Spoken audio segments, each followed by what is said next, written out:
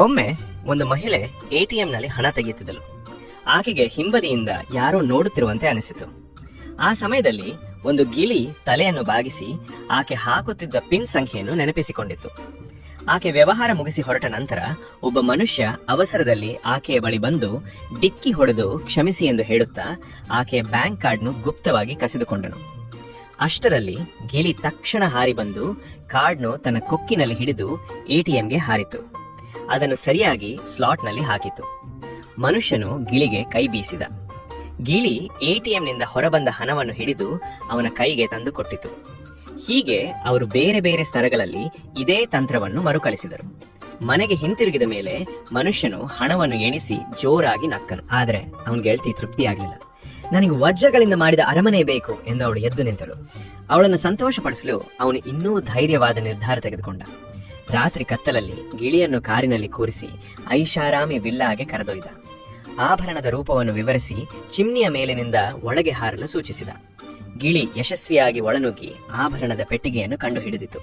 ಮಾಲೀಕ ಹೇಳಿದಂತೆ ಅತ್ಯಂತ ದುಬಾರಿ ಆಭರಣವನ್ನು ಹಿಡಿದುಕೊಂಡಿತು. ಗಿಳಿ ಕಿಟಕಿಯ ಕಡೆಗೆ ನಡೆದು ಬಂದಿತು. ಆದರೆ ಅದು ಹಿಂಬಾಲಿಸಲಾಗುತ್ತಿದೆ ಎಂಬುದನ್ನು ಗಮನಿಸಲಿಲ್ಲ. ಆ ಸಮಯದಲ್ಲಿ ಮನುಷ್ಯನು ಅಸಹಜವಾಗಿ ಅಸ್ವಸ್ಥನಾದ. ಅವನು ಮೌನವಾಗಿ ವಿಲ್ಲಾದ ಆವರಣಕ್ಕೆ ನುಗ್ಗಿ 2ನೇ ಮಹಡಿಯ ಕಿಟಕಿಯ ಬಳಿ ಗಿಳಿಯನ್ನು ಭೇಟಿಯಾಗಲು ಕಾಯುತ್ತಿದ್ದ. ಆದರೆ ಅಷ್ಟರಲ್ಲಿ ಗಿಳಿ ಸಂಪೂರ್ಣವಾಗಿ ಬಹಿರಂಗಗೊಂಡಿತ್ತು. ಮನುಷ್ಯನು ಗಿಳಿಯನ್ನು ಬಿಟ್ಟು ಕಾರ್ನಲ್ಲಿ ಓಡಿ ಹೋದ. ಗಿಳಿ ತನ್ನ ರೆಕ್ಕೆಗಳನ್ನು ಅಸ್ತವ್ಯಸ್ತವಾಗಿ ಬಡಿದುಕೊಂಡಿತ್ತು. ಆದರೆ ವಿಲ್ಲಾದ ಮಾಲೀಕ ಹಿಂಬದಿಯಿಂದ ಬರುತ್ತಿದ್ದಾನೆ ಎಂಬುದನ್ನು ಗಮನಿಸಲಿಲ್ಲ. ಕೊನೆಗೆ ಮಾಲೀಕ ಗಿಳಿಯನ್ನು ಒಂದು ಪೆಟ್ಟಿಗೆಯಲ್ಲಿ ಹಾಕಿ ಪ್ರಾಣಿಗಳ ಸಂಶೋಧನಾ ಸಂಸ್ಥೆಗೆ ಕಳುಹಿಸಿದ. ಅಲ್ಲಿ ಪಕ್ಷಿ ತಜ್ಞನು ಗಿಳಿಗೆ ಮಾತು ಕೊಟ್ಟ. ನೀನು ಪರೀಕ್ಷೆಗಳಲ್ಲಿ ಸಹಕರಿಸಿದರೆ ನಿನ್ನ ಹಳೆಯ ಮಾಲಕಿ ಮೇರಿ ಅವರನ್ನು ಹುಡುಕಲು ನಾನು ಸಹಾಯ ಮಾಡುತ್ತೇನೆ. ಮೊದಲ ಪರೀಕ್ಷೆಯಲ್ಲಿ ಗಿಳಿಗೆ ಚಿತ್ರಗಳನ್ನು ಗುರುತಿಸಲು ಹೇಳಲಾಯಿತು. ಗಿಳಿ ಎಲ್ಲ ಚಿತ್ರಗಳನ್ನು ಸರಿಯಾಗಿ ಗುರುತಿಸಿತು. ತನ್ನದೇ ಅಭಿಪ್ರಾಯಗಳನ್ನು ಕೂಡ ಹೇಳಿತು. ಅದರಿಂದ ಇದು ಸಾಮಾನ್ಯ ಗಿಳಿಯಲ್ಲ, ಸ್ಟ್ಯಾಂಡ್ ಅಪ್ ಕಾಮಿಡಿ ಮಾಡಬಲ್ಲ ಗಿಳಿ ಎಂದು ತಿಳಿಯಿತು. ಆದರೆ ಗಿಳಿಯ ವಿಶೇಷತೆಯನ್ನು ಅರಿತ ತಜ್ಞನು ಅದನ್ನು ಬಿಡಲು ಇಚ್ಛಿಸಲಿಲ್ಲ. ಮೇರಿಯ ಸಂಪರ್ಕಕ ಮಾಹಿತಿ ಅವನ ಬಳಿ ಇದ್ದರೂ ಗಿಳಿಗೆ ಹೇಳದೆ ಅದನ್ನು ತನ್ನ ಬಳಿ ಇಟ್ಟುಕೊಂಡ. ತಜ್ಞರ ಸಭೆಯಲ್ಲಿ ಗಿಳಿ ಉದ್ದೇಶಪೂರ್ವಕವಾಗಿ ಮೂರ್ಖನಂತೆ ವರ್ತಿಸಿತು. ಇದರಿಂದ ತಜ್ಞನಿಗೆ ದೊಡ್ಡ ಅವಮಾನವಾಯಿತು.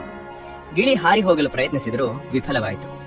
ತಜ್ಞನು ಅದರ ರೆಕ್ಕೆಗಳನ್ನು ಕತ್ತರಿಸಿ ಪೆಟ್ಟಿಗೆಯಲ್ಲಿ ಹಾಕಿ ಬೀಗ ಹಾಕಿದ. ಸ್ವಲ್ಪ ದಿನಗಳ ನಂತರ ಒಬ್ಬ ಸ್ವಚ್ಛತಾ ಕಾರ್ಮಿಕನು ಬಂದನು. ಗಿಳಿಗೆ ಕೊನೆಗೂ ಅವಕಾಶ ಸಿಕ್ಕಿತು. ತನ್ನ ಕಥೆಯನ್ನು ಹೇಳಿದಾಗ ಕಾರ್ಮಿಕನು ಆಳವಾಗಿ ಸ್ಪಂದಿಸಿದ. ಅವನು ಗುಪ್ತವಾಗಿ ಪೆಟ್ಟಿಗೆಯನ್ನು ತೆರೆದು ಗಿಳಿಯನ್ನು ಬಿಡುಗಡೆ ಮಾಡಿದ. ಅವರು ತಜ್ಞನ ಕಚೇರಿಗೆ ಹೋಗಿ ಮೇರಿಯ ವಿಳಾಸವನ್ನು ಕಂಡುಹಿಡಿದರು. ಆದರೆ ಸೆಕ್ಯೂರಿಟಿ ಗಾರ್ಡ್ಸ್ ಅವರನ್ನು ಬೇಗನೆ ಪತ್ತೆ ಹಚ್ಚಿದರು. ಕಾರ್ಮಿಕನಿಗೆ ಬೇರೆ ಮಾರ್ಗವಿರಲಿಲ್ಲ. ಹತ್ತಿರದ ಪ್ರಯೋಗಾಲಯದಲ್ಲಿ ಅಡಗಿಕೊಂಡು ಕಬ್ಬಿಣದ ಜಾಲವನ್ನು ಒಡೆದು ಎಲ್ಲಾ ಪ್ರಾಣಿಗಳನ್ನು ಬಿಡುಗಡೆ ಮಾಡಿ ತಪ್ಪಿಸಿಕೊಂಡರು.